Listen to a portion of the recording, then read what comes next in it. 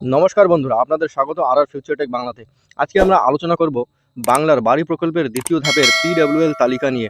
কাদের নাম রয়েছে এই তালিকায়, কারা বাদ পড়বেন এই তালিকা থেকে, এবং সবচেয়ে জরুরি বিষয়, কবে থেকে প্রতিযোগীদের ব্যাংক অ্যাকাউন্টে টাকা ঢোকা শুরু হয়ে যাবে।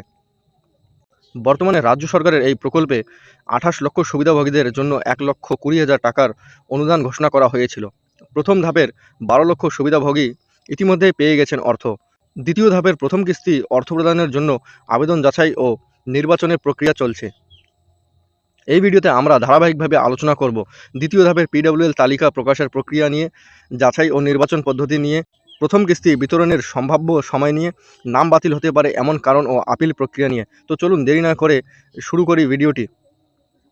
তো বন্ধুরা, আপনারা যদি চ্যানেলে নতুন হয়ে থাকেন, অবশ্যই চ্যানেলটি সাবস্ক্রাইব করে পাশে থাকা বেল আইকনটি প্রেস করে অল নোটিফিকেশন অন করে দিয়ে যাবেন, যাতে ভবিষ্যতে সমস্ত রকমের আপডেট আপনারা সবার আগে পেয়ে যেতে পারেন। এবং ভিডিওটি ভালো লাগলে একটা লাইক করে দেবেন। বন্ধুরা, আপনারা সরাসরি অন স্ক্রিন দেখতে পাচ্ছেন বাংলার বাড়ি প্রকল্পের দ্বিতীয় দফার পিডব্লিউএল তালিকা প্রকাশ করা হলো। কবে থেকে টাকা দেওয়া শুরু হবে জেনে নেই বিস্তারিত। কবে থেকে টাকা দেওয়া শুরু হবে। বাংলার মুখ্যমন্ত্রী মমতা বন্দ্যোপাধ্যায় বাংলার বাড়ি প্রকল্পের মাধ্যমে দ্বিতীয় দফার পিডব্লিউএল চূড়ান্ত তালিকা প্রকাশ করার জন্য নবান্নের তরফে 6 দফা যাচাই প্রক্রিয়া শুরু করেছে। বাংলার বাড়ি প্রকল্পের মাধ্যমে মোট 28 লক্ষ উপভোক্তাকে 1,20,000 টাকা করে দেওয়া হবে বলে জানিয়েছেন মুখ্যমন্ত্রী মমতা বন্দ্যোপাধ্যায়। এই 28 লক্ষ উপভোক্তাকে একসাথে টাকা দেওয়া হবে না বলেই জানিয়েছিলেন তিনি। অর্থাৎ এই 28 লক্ষ উপভোক্তাকে একসাথে কিন্তু টাকা দেওয়া হবে না, ধাপে ধাপে কিন্তু টাকা দেওয়া হবে এই 28 লক্ষ উপভোক্তাকে। এই জন্য প্রথম দফায় 12 লক্ষ উপভোক্তাকে টাকা দেওয়া হয়েছিল। ইতিমধ্যে এই প্রথম দফার 12 লক্ষ উপভোক্তা 1,20,000 টাকা পেয়ে গেছেন। প্রথম কিস্তির টাকা দেওয়া হয়েছিল 2024-এর ডিসেম্বরের দিকে। দ্বিতীয় কিস্তির টাকা দেওয়া হয়েছে 2025-এর শুরুর দিকে। ইতিমধ্যেই দ্বিতীয় দফার আরও 16 লক্ষ বাংলার বাড়ির প্রকল্পের উপভোক্তাকে প্রথম কিস্তির 60,000 টাকা দেওয়ার প্রক্রিয়া শুরু হয়ে গিয়েছে। নবান্ন থেকে নির্দেশ দেওয়া হয়েছে এই প্রথম কিস্তির টাকা দেওয়ার আগে 16 লক্ষ উপভোক্তার বাড়ির যাচাই প্রক্রিয়া করানো হবে। এই জন্য জেলার বিডিও এসডিওরা উপভোক্তাদের বাড়ি গিয়ে গিয়ে সার্ভে করবেন। অর্থাৎ বিডিও এবং এসডিওরা কিন্তু আপনার বাড়ি গিয়ে গিয়ে সবার বাড়িতে সার্ভে করবেন।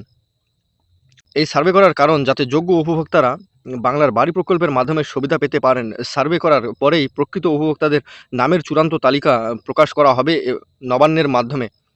2025-এর শেষের দিকে উপভোক্তাদের ব্যাংক অ্যাকাউন্টে প্রথম কিস্তির টাকা ঢুকে যাবে। বাংলার বাড়ি প্রকল্পের দ্বিতীয় দফার পিডব্লিউএল তালিকায় কাদের নাম রয়েছে, তো জেনে নেওয়া যাক কাদের নাম রয়েছে এই দ্বিতীয় দফার তালিকায়, কাদের নাম বাতিল হবে এবং নতুন করে যারা বাংলার বাড়ি প্রকল্পে আবেদন করতে চাইছেন তারা কীভাবে আবেদন করতে পারবেন, এই সমস্ত আপডেট দেওয়া হবে আজকের এই ভিডিওতে। তো ভিডিওটি বন্ধুরা একটু স্কিপ না করে শেষ পর্যন্ত দেখতে থাকবেন। আপনারাও যদি দ্বিতীয় দফার পিডব্লিউএল তালিকায় নাম আছে কিনা জানতে ইচ্ছুক থাকেন এবং কবে টাকা ব্যাংক অ্যাকাউন্টে ঢুকবে যদি জানতে চান, তাহলে ভিডিওটি একটু স্কিপ না করে শেষ পর্যন্ত দেখতে থাকবেন। প্রসঙ্গত, মুখ্যমন্ত্রী মমতা বন্দ্যোপাধ্যায় বাংলার দরিদ্র ও নিম্ন মধ্যবিত্ত পরিবারগুলোর মাথার উপর ছাদ গড়ে দেওয়ার জন্য বাংলার বাড়ির প্রকল্পে সূচনা করেছিলেন 2022 সালে। এই প্রকল্পের মাধ্যমে নিম্ন মধ্যবিত্ত পরিবারগুলোর মাথার উপর ছাদ গড়ে দেওয়ার জন্য 2 কিস্তিতে 1,20,000 টাকা করে দেওয়া হয়। যে সমস্ত বাড়ির ছাদ ভাঙা, ছাদ দিয়ে জল পড়ে বা যাদের মাথার উপর শক্ত ছাদ নেই, সে সমস্ত উপভোক্তাদের অর্থাৎ প্রকৃত যোগ্য উপভোক্তাদের এই বাংলার বাড়ি প্রকল্পের মাধ্যমে অনুদান দেওয়া হয়। বাংলার বাড়ি প্রকল্পের 28 লক্ষ উপভোক্তাকে 1,20,000 টাকা অনুদান দেওয়ার প্রক্রিয়া শেষ হয়েছে। এইবার রাজ্য সরকারের তরফে দ্বিতীয় দফার প্রথম কিস্তি টাকা দেওয়ার প্রক্রিয়া শুরু করা হচ্ছে। তবে টাকা দেওয়ার আগে নবান্নের তরফে নির্দেশ দেওয়া হয়েছে প্রত্যেক উপভোক্তার বাড়ি সরজমিনে যাচাই প্রক্রিয়া করা হবে এবং এইবার আরও বেশি নজরদারি ব্যবস্থা গ্রহণ করা হচ্ছে টাকা দেওয়ার আগে। যদি কোনো উপভোক্তার নাম তালিকায় অন্তর্ভুক্ত না থাকে তাহলে তিনি অভিযোগ জানাতে পারবেন সরাসরি মুখ্যমন্ত্রীকে। এইবারের বাংলার বাড়ি প্রকল্পের উপভোক্তাদের মধ্যে যোগ্য উপভোক্তাদের নির্বাচন করার জন্য স্পেশাল সোশ্যাল অডিট টিম গঠন করা হবে। এরা তাদের পছন্দ মতন তালিকা যাচাই করবে। মোবাইল অ্যাপের মাধ্যমেও ক্রস ভেরিফিকেশন প্রক্রিয়া চালানো হবে। প্রতিটি ব্লকের থানার ওসি, আইসি ও রাজ্যের মনিটরিং দল বিভিন্নভাবে যাচাইকরণ প্রক্রিয়া করবেন।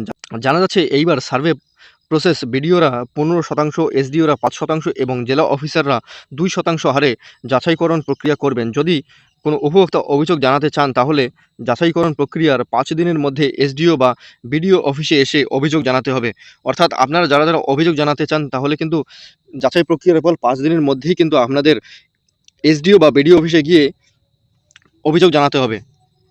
দেখে নেওয়া যাক নিচে কি বলা রয়েছে। নবান্নের তরফে নির্দেশ দেওয়া হয়েছে 30শে নভেম্বরের মধ্যে 6 দফার যাচাইকরণ প্রক্রিয়া সম্পন্ন করে চূড়ান্ত তালিকা প্রকাশ করতে হবে।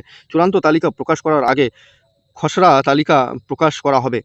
নবান্ন থেকে নির্দেশ দেওয়া হয়েছে 10ই অক্টোবরের মধ্যে দ্বিতীয় দফার উপভোক্তাদের তালিকার পুনঃমূল্যায়নের কাজ শেষ করতে হবে। 15 অক্টোবরের মধ্যে উপভোক্তাদের বাড়ির সরজমিনে গিয়ে বিডিও এসডিও অফিসারদের দেখতে হবে উপভোক্তারা এই প্রকল্পের যোগ্য কিনা। 3রা নভেম্বরের মধ্যে এই খসড়া তালিকা তৈরি করে জেলাশাসক পঞ্চায়েত অফিসারদের সেই তালিকা দেখাতে হবে। এরপর 10ই নভেম্বরের মধ্যে তালিকা উপভোক্তাদের সবাইকে দেখাতে হবে। যদি কোনো উপভোক্তার নাম এই তালিকা থেকে বাদ যায় তবে সে পঞ্চায়েত অফিসের মাধ্যমে বা বিডিও অফিসের মাধ্যমে অভিযোগ জানিয়ে অনুমোদন করিয়ে 17ই নভেম্বরের মধ্যে বিডিও অফিসে পাঠাতে হবে। সর্বশেষ 30শে নভেম্বরের মধ্যে চূড়ান্ত তালিকা প্রকাশ করতে হবে। মুখ্যমন্ত্রীর বাংলা বাড়ি প্রকল্প বাংলার মানুষদের জন্য এক অভিনব প্রকল্প। মুখ্যমন্ত্রী মমতা বন্দ্যোপাধ্যায় 28 লক্ষ বাংলার বাড়ি প্রকল্পের উপভোক্তাকে বিধানসভা নির্বাচনের আগেই টাকা দিয়ে দেওয়ার ভাবনা করছেন।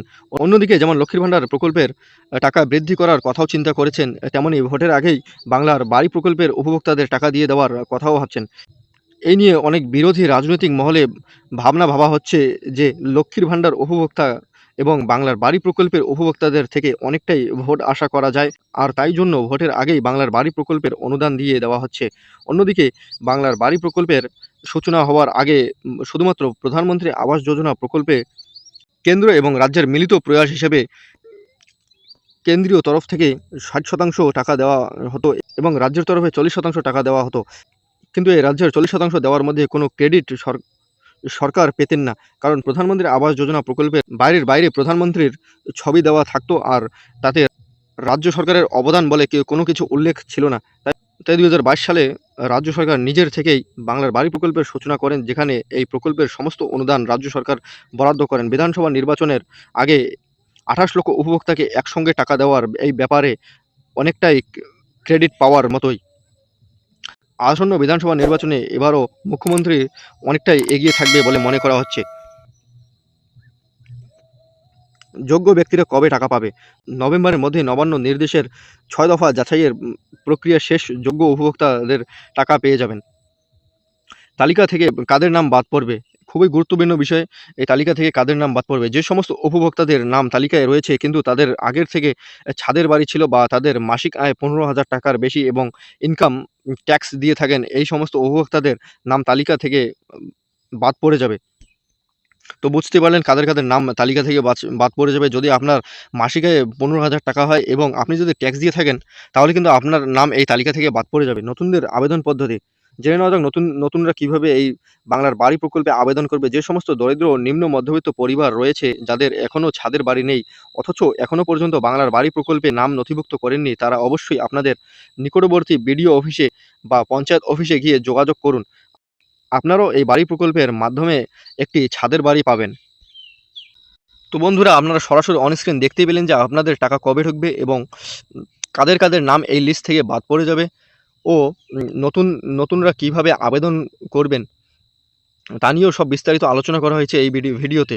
তো বন্ধুরা, ভিডিওটি যদি আপনাদের একটু ভালো লাগে এবং গুরুত্বপূর্ণ মনে হয় তাহলে একটা লাইক করে দিন এবং চ্যানেলে নতুন হয়ে থাকলে সাবস্ক্রাইব করে পাশে থাকা বেল আইকনটি প্রেস করে অল নোটিফিকেশন অন করে দিন, যাতে ভবিষ্যতে সমস্ত রকমের আপডেট আপনারা আগে পেতে পারেন। ধন্যবাদ।